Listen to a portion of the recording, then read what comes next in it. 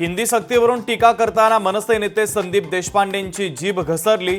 सरकारमधील नेत्यांचा देशपांडे यांच्याकडनं षंढ असा उल्लेख। त्रिभाषा संदर्भात आज वर्षावर रात्री 9 वाजता महत्त्वाची बैठक। मुख्यमंत्री आणि उपमुख्यमंत्र्यांच्या उपस्थितीमध्ये होणार महत्त्वाची चर्चा। मी पक्षामध्ये नाराज नाही, आता थांबावंसं वाटतं हे वैयक्तिक मत। नाराजीच्या चर्चांसंदर्भात जाधवांचं स्पष्टीकरण। शरद पवारांचा पक्ष सोडून मोठी राजकीय चूक झाल्याचं मान्य। भास्कर जाधव यांचं मोठं वक्तव्य।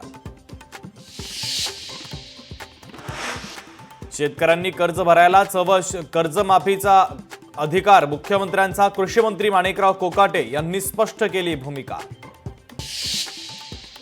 सांगलीच्या आटपाडीमध्ये वडिलांकडून पोटच्या मुलीला अमानुष मारहाण। 12वीच्या सराव परीक्षेमध्ये कमी गुण मिळाल्यानं मारहाण। वडिलांच्या मारहाणीमध्ये मुलीचा मृत्यू। संत ज्ञानेश्वर महाराज यांची पालखी आज दिवसभर सासवड येथे मुक्कामी असेल। संत तुकाराम महाराज यांची पालखी सकाळी लोणी काळभोर येथून प्रस्थान ठेवणार।